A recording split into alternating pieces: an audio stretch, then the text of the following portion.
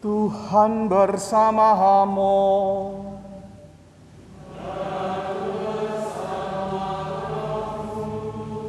Inilah Injil suci menurut Lukas.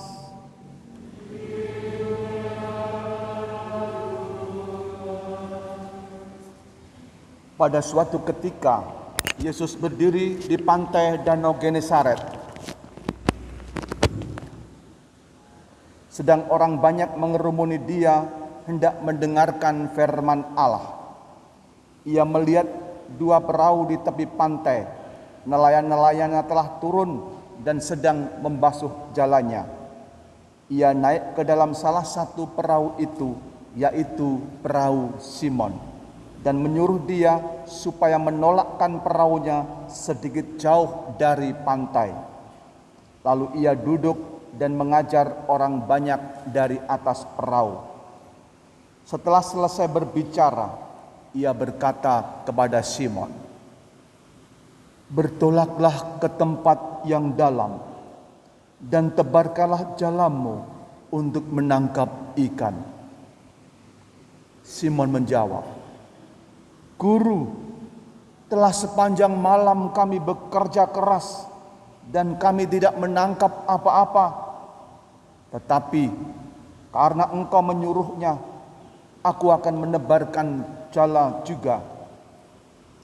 Dan setelah mereka melakukannya, mereka menangkap sejumlah besar ikan, sehingga jala mereka mulai koyak. Lalu mereka memberi isyarat kepada teman-temannya di perahu yang lain, supaya mereka datang membantunya. Dan mereka datang, lalu mereka bersama-sama mengisi kedua perahu itu dengan ikan hingga hampir tenggelam. Ketika Simon melihat hal itu, ia pun tersungkur di depan Yesus dan berkata, "Tuhan, pergilah daripadaku, karena aku ini seorang berdosa." Sebab ia dan semua orang yang bersama-sama dengan dia takjub oleh karena banyaknya ikan yang mereka tangkap. Demikian juga Yakobus dan Yohanes anak-anak Zebedius yang menjadi teman Simon. Kata Yesus kepada Simon, "Jangan takut. Mulai dari sekarang engkau akan menjadi penjala manusia." Dan sesudah mereka menghela perahu-perahunya ke darat, mereka pun meninggalkan segala sesuatu lalu mengikuti Yesus. Demikianlah sabda Tuhan.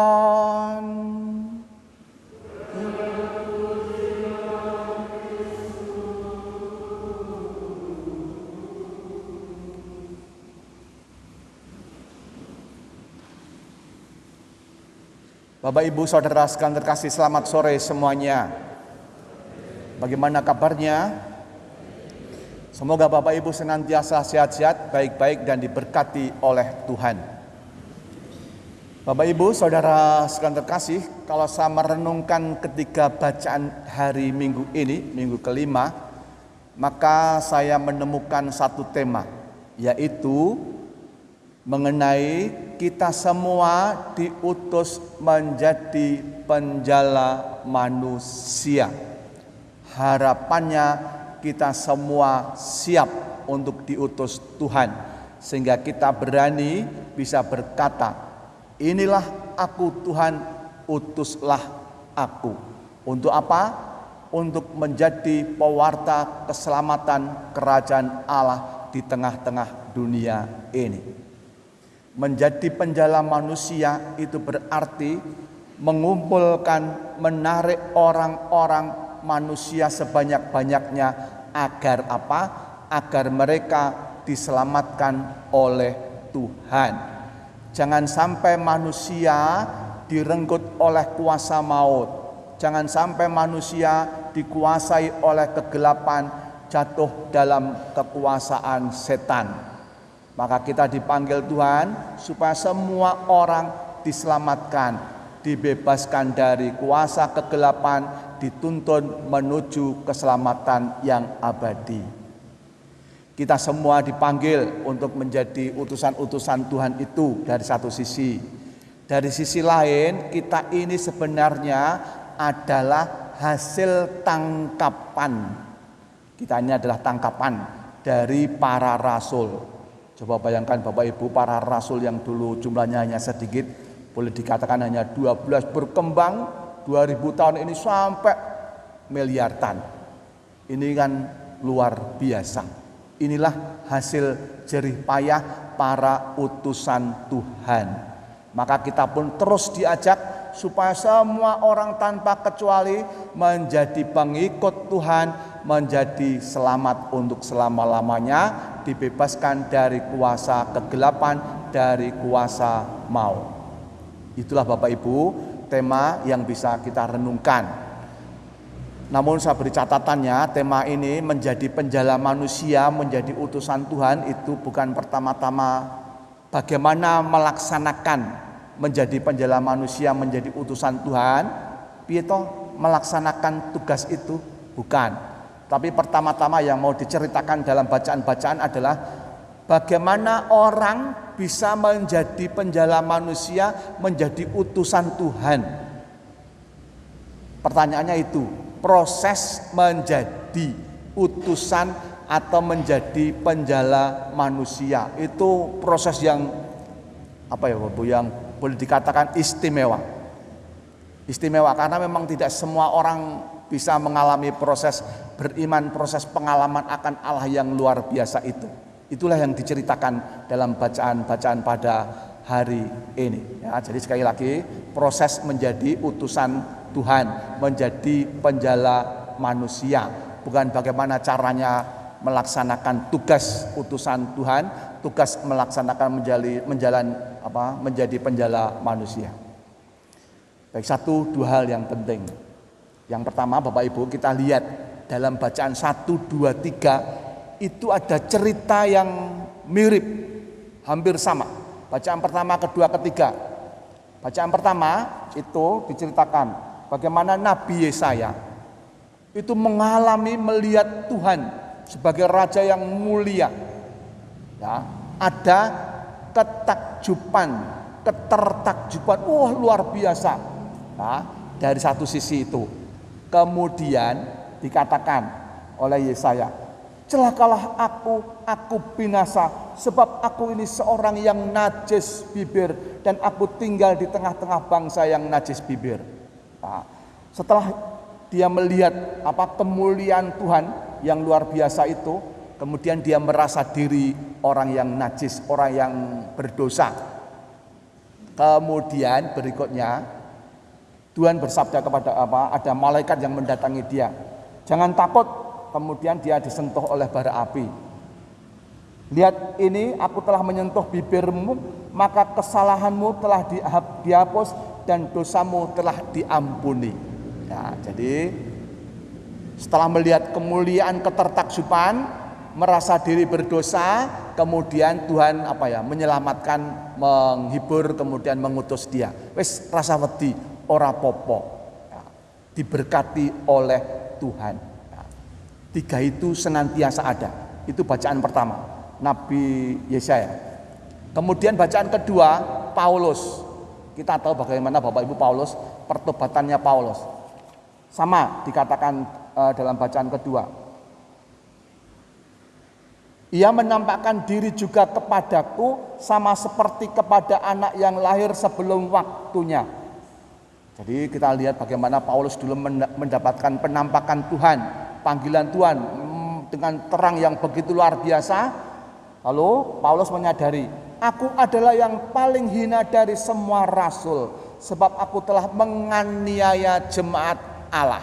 Nah, jadi yang kedua ada kesadaran diri berdosa, lemah. Setelah melihat kemuliaan terang Tuhan, kemudian Paulus merasa, aku ki wong dosa sing gawene menganiaya jemaat Allah. Nah, namun kemudian Tuhan, wis ora apa-apa, sekarang kamu Paulus diutus Tuhan untuk disembuhkan oleh rasul yang lain. Ya. Itu cerita mengenai Paulus. Lalu cerita dalam Injil sama Bapak Ibu. Simon Petrus itu mulanya enggan. Wis sewengi natas Semalam-malaman bekerja tidak dapat apa-apa, kemudian Tuhan menyuruh dia tebarkan jalamu. Dan kemudian Petrus menebarkan jala dan mendapatkan ikan yang begitu banyak. Teman-temannya juga heran, takjub, kok bisa ya mendapat ikan begitu banyak padahal semalaman kita tidak dapat apa-apa. Ya, ada ketertakjuban, terpesona luar biasa. Kemudian apa? Simon merasa berdosa. Tuhan, pergilah, aku ini orang berdosa, sambil tersungkur di depan Yesus. Lalu yang ketiga, kemudian proses yang ketiga, Yesus mendatangi Simon. Wes ora popo, enggak apa-apa. Mulai sekarang engkau akan kujadikan penjala manusia. Jadi Bapak Ibu, itulah proses orang menjadi penjala manusia, menjadi utusan Tuhan. Yang paling pertama adalah mengalami keterpesonaan, ketertakjuban. Wah, betapa luar biasanya engkau Tuhan. Takjub melihat karya Tuhan yang begitu luar biasa. Setelah itu kita kemudian sadar diri, oh iya, aku ini orang manusia yang berdosa, manusia yang rapuh, lemah dan hina. Dan kemudian yang ketiga, kita dihibur oleh Tuhan. Tidak apa-apa, kamu ingin apa? Aku ingin engkau menjadi selamat. Aku akan menyelamatkan engkau, tapi pergilah, kamu kuutus menjadi utusanku. Ya. Itu Bapak Ibu cerita pengalaman proses menjadi utusan Tuhan, menjadi penjala manusia. Yang pertama mengalami ketertakjuban, yang kedua kemudian mengalami siapakah aku ini, orang berdosa, orang yang lemah, dan yang ketiga kemudian mengalami sentuhan Tuhan. Tidak apa-apa, kamu tidak usah takut, tidak usah minder atau gimana-gimana, sekarang jadilah utusanku. Ya, diberkati oleh Tuhan, diampuni oleh Tuhan. Ya. Bapak Ibu Saudara sekalian terkasih, dalam hidup sehari-hari mungkin kita juga mengalami ketertakjuban Tuhan. Ya. Ada banyak Bapak Ibu sebenarnya ketertakjuban Tuhan itu. Karya Allah yang menakjubkan dalam hidup sehari-hari itu sebenarnya banyak sekali. Mulai dari angkasa alam semesta yang begitu luar biasa, sampai dengan alam yang harian kita lihat, sampai yang kecil-kecil, sampai dengan sakit dan penyakit. Misalnya virus corona ini pun juga kalau kita melihat, kok bisa ya virus corona semacam ini melanda seluruh dunia. Itu sudah menimbulkan ketertakjuban kita akan misteri kehidupan ini. Moga-moga ketertakjuban itu menyadarkan diri kita. Siapakah diri kita? Adalah manusia yang lemah, dan kita kemudian tidak perlu takut karena Tuhan pasti akan mengampuni kita, akan memberkati kita. Baik itu proses menjadi utusan Tuhan, menjadi penjala manusia. Yang terakhir Bapak Ibu, kita rahasianya kita akan mengalami ketertakjuban itu, mengalami karya Tuhan, melihat karya Tuhan yang luar biasa itu. Rahasianya adalah dalam bacaan Injil dikatakan, bertolaklah ke tempat yang dalam. Ya, itulah rahasia supaya kita dapat mengalami ketertakjuban. Wah, betapa hebatnya Tuhan itu. Dari satu sisi, waduh, aku ini orang yang lemah dan berdosa ya Tuhan. Dan kemudian moga-moga kita siap untuk diutus. Rahasianya adalah tebarkanlah jalamu ke tempat yang dalam. Itu artinya moga-moga kita hidup tidak datar-datar saja. Tidak hidup hanya secara lahiriah jasmani saja. Tidak hidup hanya biasa-biasa saja. Tapi berjuanglah untuk hidup semakin dalam, hiduplah menjadi luar biasa. Tidak datar atau dangkal, tidak hanya jasmani lahiriah, tapi semakin dalam, semakin spiritual, semakin melihat karya Allah. Itu rahasia kalau kita mau mengalami ketertakjuban, mengalami kuasa karya Allah yang luar biasa seperti yang dialami dalam bacaan-bacaan tadi. Ada banyak contoh Bapak Ibu, kita itu seringkali hidup dangkal atau hidup datar-datar saja. Misalnya kalau kita merayakan perayaan Ekaristi seperti ini, saya yakin Bapak Ibu banyak yang hanya yang penting melu misalah. Tapi benarkah kita menghayati Bapak Ibu dalam perayaan Ekaristi seperti ini? Sadarkah kita bahwa dalam perayaan Ekaristi ini sebenarnya kita merayakan karya keselamatan Tuhan yang luar biasa, yaitu karya keselamatan Tuhan yang berpuncak pada wafat dan kebangkitan Tuhan kita Yesus Kristus. Tapi yang seringkali kita lihat hanya prodiakon, romo, mesdinar, tata cara seperti itu. Tapi tidak sampai, ini adalah karya penyelamatan Tuhan yang membebaskan kita dari kuasa maut dan dosa. Itu dalam setiap sakramen itu terjadi keselamatan seperti itu. Tapi yang seringkali kita lihat hanya upacaranya, hanya tata lahirnya, tidak sampai apa yang dirayakan. Kemudian dalam hidup sehari-hari Bapak Ibu, kita seringkali terjebak dalam lahiriah. Contoh dangkal lahiriah itu adalah hanya sampai administrasi, organisatoris. Laporan administrasinya itu bagus tapi hanya sampai laporan administrasi. Sangat dipertanyakan di balik laporan itu benar atau tidak. Entah itu laporan keuangan, laporan macam-macam lah Bapak Ibu. Seringkali kita hanya melihat laporan, atau hanya kalau dalam sekolah hanya melihat nilai. Bijine 9 berarti apa? Bijine 7 lumayan. Hanya sampai di situ. Tapi benarkah kita melihat keseluruhan sedalam-dalamnya orang itu, kegiatannya, program itu berjalan sungguh-sungguh baikkah? Orang ini benar-benar baikkah? Atau hanya sekedar nilai 6, 7, 8, 9? Itu juga termasuk datar-datar atau dangkal-dangkal saja. Bapak Ibu, saya sendiri mengalami kalau mempersiapkan homili atau khotbah seperti ini, itu macam-macam Bapak Ibu. Orang bisa menyiapkan homili khotbah 5 menit cukup bisa Bapak Ibu. Tetapi kita tahu kalau hanya 5 menit, 10 menit pasti hanya datar-datar saja. Saya dulu ketika frater heran, ada dosen Belanda, itu ahli teologi pinter. Dia sharing, katanya kalau menyiapkan homili, dia itu seminggu sebelumnya. Itu kan luar biasa. Mulai dari Senin itu dia sudah mulai cari cerita pengalaman-pengalaman itu. Besok bacaannya apa yang minggu depan itu sudah dicari mulai hari Senin. Itu kan luar biasa. Kalau saya sendiri hanya Sabtu biasanya saya pakai untuk pagi sampai siang. Saya usahakan untuk menyiapkan homili. Kalau diteruskan tidak akan pernah ada habisnya. Tapi kalau mau hanya singkat-singkatnya enggak usah disiapkan juga bisa Bapak Ibu. Spontan itu bisa, tapi hanya cerita datar-datar saja. Maka Bapak Ibu kalau membaca kitab suci, silahkan Bapak Ibu membaca kitab itu dengan sedalam-dalamnya. Dan yang terakhir termasuk kedangkalan kita, datar-datar saja. Kalau pola hidup kita hanya memakai pola hidup logis matematis seperti yang dialami Petrus tadi. Iki kita mau bengi wis tak jelajahi kabeh, sudah saya jelajahi danau lautan ini dan tidak ada ikannya.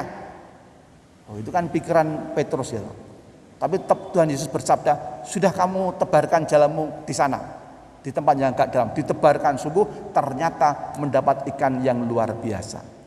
Maka Bapak Ibu, kalau kita semakin mendalam, kita akan melampaui akal-akal logika kita, pikiran-pikiran kita yang seringkali hanya organisatoris matematis.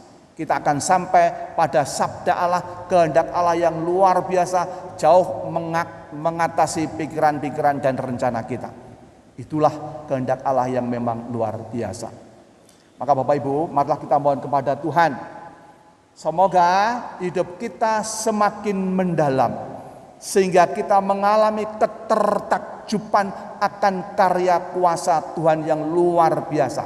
Dan akhirnya kita pun bisa berkata, inilah aku Tuhan, utuslah aku.